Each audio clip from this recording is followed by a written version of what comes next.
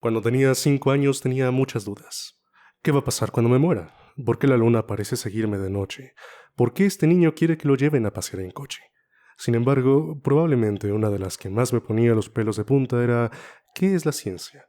Naturalmente esto no me ganó muchos amigos en preescolar, pero sí me ha llevado hoy, en honor a los viejos tiempos, a preguntarme y preguntarnos lo mismo. Por esta ocasión, pretenderemos que somos dos niños en el recreo, filosofando sobre la ciencia en esta maravillosa tertulia. Entonces, ¿qué es la ciencia? Fácil, me dirías como la maestra de tijeritas 1. Es una disciplina que emplea el método científico. Perfecto, respondo yo. ¿Y ese cuál es? Bueno, es bastante simple, me dirías. Consiste en observar, hipotetizar, experimentar y concluir. De buenas a primeras parece una muy buena respuesta, suficiente como para comerse las galletitas y el juguito con un gusto que es de no verse. Pero entonces algo nuevamente me vuelve a picar y decido interrogarte. Otra vez. Entonces, si yo observo el fuego, hipotetizo que quema y luego en efecto me quemo la mano en mi experimento, que me lleva a concluir que el fuego quema, ¿he creado una nueva ciencia? ¿La ciencia de las manitas quemadas? Para este punto es probable que me voltees los ojos y me digas que es una pregunta muy tonta, pero en realidad es un problema mucho más choncho, uno de adultos. Porque, pese a que ese es el método más común para obtener conocimiento, no define per se a la ciencia. Es una conceptualización demasiado amplia, así, con muchas As y en mayúscula. De modo que no define únicamente a la ciencia, define las manitas quemadas, la receta perfecta de chilpachole y hasta cómo hacer piojito. Y nada de eso en realidad es una ciencia, al menos no en nuestras vidas cotidianas. Ya veo, me dices consternado. A mí me parece entonces que hay que encontrar una definición que en efecto englobe todo lo que es ciencia sin que se meta nada que parezca pero que no lo sea, y que tampoco deje por fuera lo que no lo parezca pero sí lo sea, aunque el piojito ha de tener su ciencia. Así que nos sentamos muy pensativos, hasta que yo digo victorioso, Eureka, para que la ciencia sea ciencia, tiene que realizar experimentos controlados. En mi ejemplo de la mano yo no controlé nada, simplemente la puse ahí. Victoria, me respondes. Hasta que te pica algo, esta vez a ti, y me volteas a ver con cara de preocupación. ¿Y qué hay de los dinosaurios? La vista es francamente desoladora. Sé cuánto te gustan los dinosaurios, cómo se nos pudieron ir los dinosaurios. Quienes los estudian suelen sacar sus huesos nada más, no controlan la situación en la que aparecen. Pero para entonces algo más te ha torcido la tripa. ¿Y los psicólogos? No todos hacemos experimentos, me dices. Sin embargo, somos considerados científicos. Hemos vuelto al mismo punto. La tensión en el sub y baja se corta con una navaja. De pronto, nosotros no somos considerados una ciencia para algunos bajo estos criterios, pero para otros sí. ¿Seremos o no seremos? To be or not to be.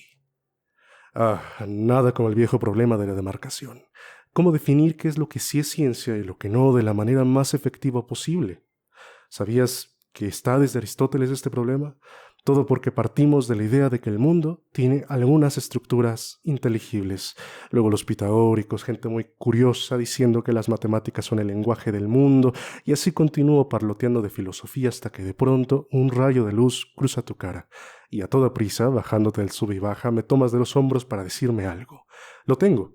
No solo se trata de observar y experimentar, la ciencia también tiene que encargarse de verificar que lo que dice es cierto, y eso lo puede hacer mediante la repetición de observaciones de hechos.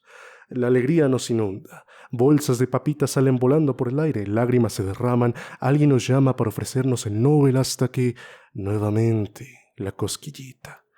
¿Y cuándo habremos observado lo suficiente? ¿A qué te refieres? Me preguntas. Supongamos esto, te digo, cambiando un poco de atuendo, ahora con una peluca de los años 1700, un saco bien adornado y un profundo acento europeo. En 1696, todos estábamos convencidos de que los cisnes únicamente podían ser blancos. La idea de que un cisne negro existiera era impensable, al menos hasta que un explorador los encontró. Ninguna cantidad de repeticiones fue suficiente para asegurar que ese dato siempre sería verdadero.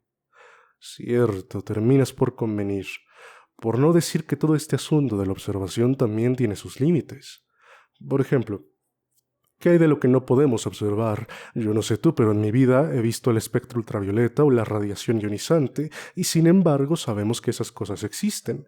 Estoy seguro que no fue porque las miramos, per se. Depender de la observación únicamente para conocer el mundo parece un poco limitado, y no todos hacen experimentos, te digo abatido. La vida es dura, a los 5 años, la inducción no fue el camino. Bueno, pero ¿por qué tenemos que verificarlo? Te digo al rato. Si es una tarea de nunca acabar, ¿no sería más fructífero buscar aquello que pueda refutar lo que afirmamos? Claro, como lo dijo Popper, me respondes, tenemos que buscar qué es aquello que refute una proposición científica. Este es el criterio para definir la ciencia. Momento, nos dice Juan, que estaba a punto de zamparse una jicaleta. ¿Y cómo sabes que lo que refuta tu proposición es en realidad la causa de su falsedad? Los dos nos quedamos en blanco.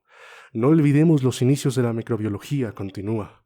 Hubo quienes en su intento de desmentir la existencia de los microbios, terminaron por realizar experimentos con botellas cerradas al vacío en las que no entraba ningún bicho, cometiendo errores, y así concluyeron que no existían.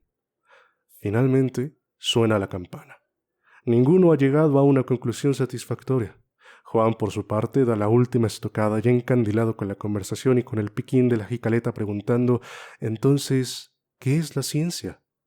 Todos estamos agotados, tantos años de paradigmas y no logramos ponernos de acuerdo.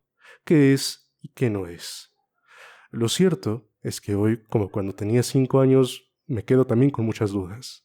En las palabras del físico Alan Chalmers, no existe una descripción general de la ciencia y el método científico que aplique a todas las ciencias en todas las etapas históricas del desarrollo. Propuestas de muchos de los más reconocidos nombres en este debate, Kuhn, Lakatos, Popper o incluso Bayes, no pasan sin toparse con al menos algún problema.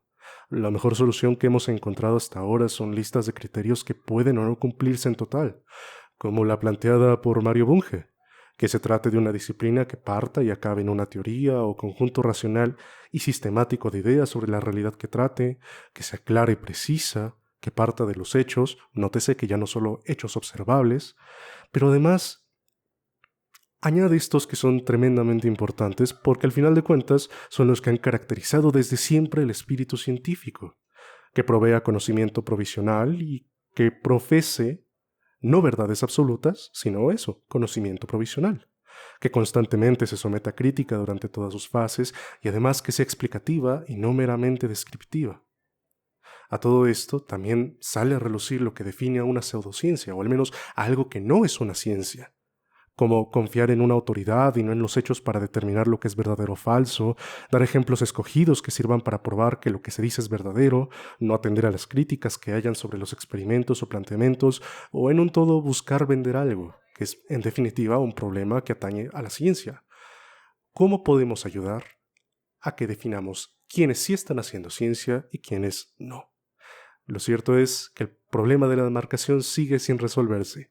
Tenemos unas pautas, son pautas útiles, y como quiero que no se me apachurren, yo les quiero recordar algo. Ustedes pueden darle mucho al coco para ayudar con este reto. Lo importante precisamente es conocer el reto y sentarnos a conocerlo. ¿Quién sabe? Quizás el día de mañana den con cómo ponernos de acuerdo o sea en el próximo hit del conocimiento humano. Muchas gracias por acompañarme. Yo me despido. Feliz viernes.